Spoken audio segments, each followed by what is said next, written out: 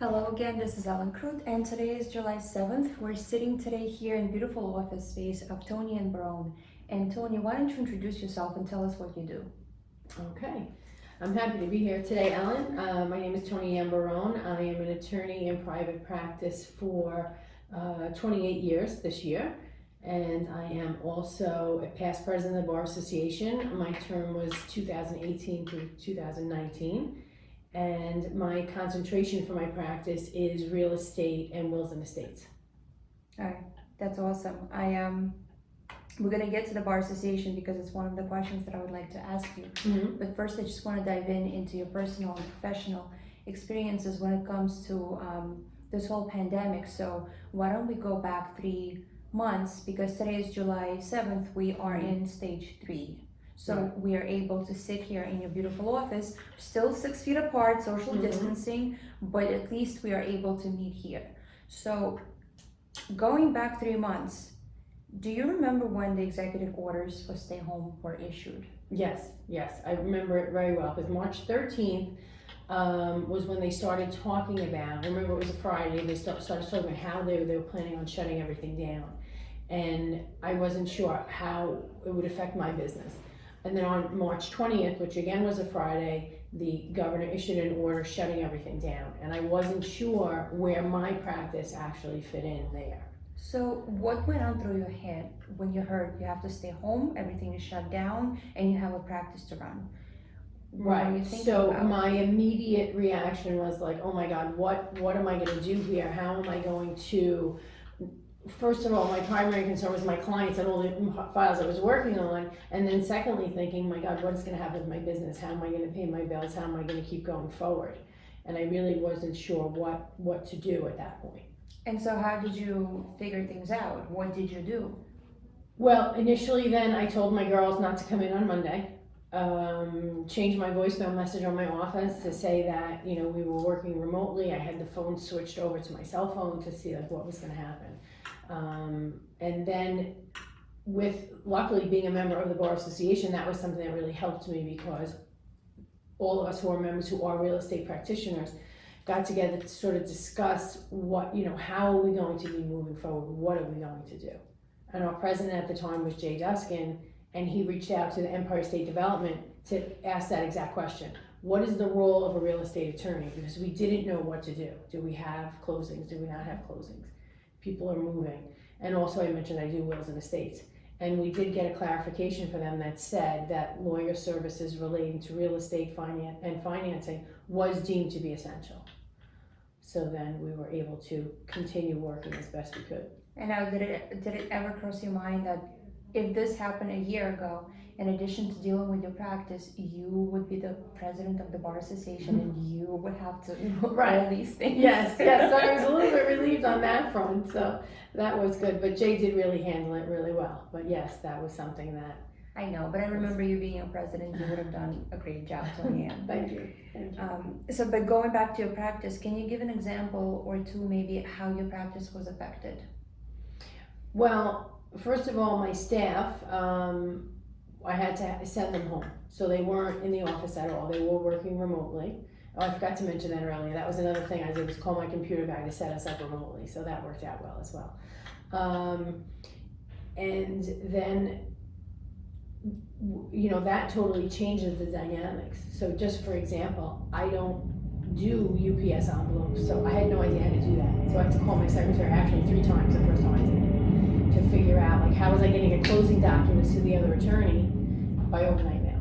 So just like little things you take for granted, how to use the postage machine. I don't really know how to do that. I don't do that either. So not having the staff here with me was a big hurdle to get over. And then as far as like conducting my practice, most of everything that I do is wet signatures. So I need original documents to record at the county clerk's office. I need a will that's originally signed. So we had to try to come up with ways to work around that and keep, safety and distance. Right, so now you just gave me an example of not being able to use the postage because why would you deal with that before? But what about technology? Did you have to start using Zoom or anything like Zoom? Yes, so that was something that was used a lot in,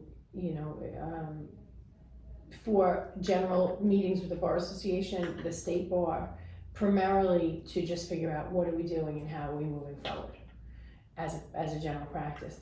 And then it became something I was using with my clients who were agreeable to do that. Because say with estate planning where I have older clients, they don't necessarily have that technology. Right. So they did want to still come in and meet with me. So what we did was we have a little backyard here. And we would meet in the yard with the clients who put out a folding table, folding chairs, and we would have masks and meet with them to discuss face to face. So basically you had to adjust and adapt and you found a way. Mm-hmm. And I mean, that's very creative, I have to say. What advice would you give someone? Because you were able to come up with a way. What advice would you give to someone as to how to proceed, how to handle it? Primarily, I think the first thing you have to do is gauge the client's comfort level and their needs. Because there are certain things you can take care of on the phone. But there's just something about a face-to-face meeting with someone, especially when you're talking about estate planning. It's a very sensitive issue. That it's very hard to substitute that. And some people, like I mentioned, don't have the technology. So I think that's the first thing, is to kind of gauge a client's comfort level first. And try to meet those needs, but you have to be comfortable as well as they do. So I did find, but it was interesting to me that people were calling and saying, well, can we meet? Can I come in? So that's how we came up with meeting them in the backyard. So we would set it up and we had a nice little tablecloth and sit down. And so we are still doing that if people want to do that, or we're meeting here in the conference room now with masks on. And of course, nobody could have imagined this pandemic happening. Like we had very little, heads up that we're going to be shut down. Nobody could foresee this. But moving forward, would you give an advice to someone, or are you putting together a plan for yourself as to how you would be handling anything and everything? Like, do you wish you would be prepared better for something? And what is that something, if at all? I'm not sure.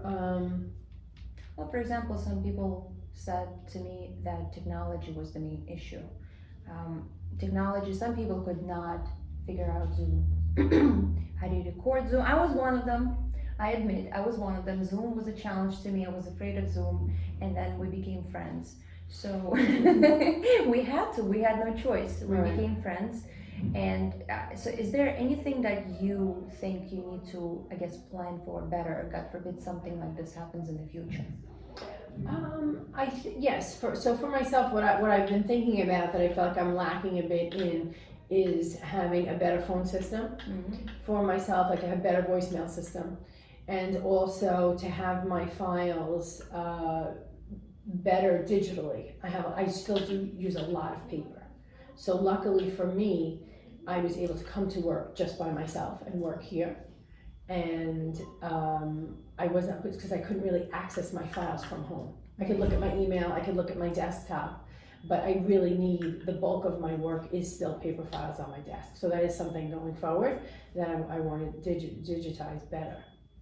Okay, that's excellent. And I guess you mentioned the Bar Association. As the past president of the Bar Association, did the Bar Association help you in any way, if at all? Could you give an example of the Bar Association's involvement? Mm-hmm. Okay, so I actually have that on two aspects, because I am a member of Richmond County, and also the New York State Bar was very helpful. So the aspect I think that was most beneficial for the Richmond County Bar, because those are people that I see, more on a daily basis and interact with on a daily basis, was just the support system, and just knowing on an emotional, personal level that we're all sort of dealing with the same thing, and everyone was working together to try to figure out how are we going to move forward. And our president was great as far as getting updates from Judge DeFiore, and getting updates from Supreme Court and the Surrogates Court, and he was able to transmit that to us. So that was definitely a big help for us. Yeah, go And ahead. on the state bar level, that was helpful as well. There were numerous Zoom calls and meetings as far as how the state is moving forward in more of a general area. Got it. I guess I don't have any more questions, but if you have anything else to add to what we have been discussing. I think, one of the things I found interesting in Yes. this, like what happens and where, now that we're sort of coming out of the other end and we've made it through, is that it's interesting how different people deal with different scenarios and how some people are very, very nice and understanding and trying to work it out. And I understand we all have to represent our client's interests. So we all want to get there, wherever that is, for our client. But some people sort of forgot about the empathetic part of it and to listen to the plight of people. Because luckily for me and my immediate family and most of my friends, we all did okay and no one is sick or has been sick. Or if they have been, it was very mild and it was okay. But there are some of our clients who just weren't that lucky and who had serious situations, and some people had death in their family and people who were very sick, and how attorneys on the other side are like, well, you know what, you can't close, I'm going to declare time of the essence, we're going to keep your deposit. Okay. So it's kind of interesting how, that happened. And there was a few deals I had where we had to bust up a closing because people just weren't in the same position they were in financially, emotionally. And, I'm happy to say that I had 4 of them that I can think of off the top of my head, where 3 of them were fine. We discussed numbers and resolved the case and we settled the matter and it was okay. But there's one actually right now that I'm dealing with where the attorney just said to me, well, then we're just keeping your deposit. So that would force a lawsuit. So we'll see what happens. Hopefully it's not going to come to that, but I just found that interesting that. And I was gonna follow up with a question, how do you deal with that? How do you deal with someone who's clearly still adversarial, given the fact that there are circumstances outside of your control? Like what are you gonna do without the pandemic? Well, right. I mean, that's exactly the point. So we can only just take the route that's available to us, which would be in this situation is that you have to file those pendants. And who wants to get involved in that? So here's my client who's traumatized by her family situation, who can continue with the purchase, who now has to get into a litigation to file these pendants to see what's going to happen, if she can get her deposit back. So having said that, I can't see that a judge would say that she's at fault and she willfully defaulted and she should lose her money. But to get to that point is not going to be easy. But I'm still hoping that there's some way we can try to settle it. Right, well, I'm seeing all these notifications because the notifications from the Bar Association, they're still coming. And I think I saw today that the new executive order extended the toll that we had before to, I believe, August 5th. Right. August 5th. So does that affect your practice in any way? Well, no, because that's really speaking to tolling the statute of limitations. So if there was any cases that I had that would have expired, the statute of limitations would expire, those have been extended, so. Okay, so it has nothing to do But with. no, because there's a 6-year statute of limitations on contracts, so I would have 6 years within which to bring an action. I understand. Well, there are circumstances and people all the time. Is there anything else?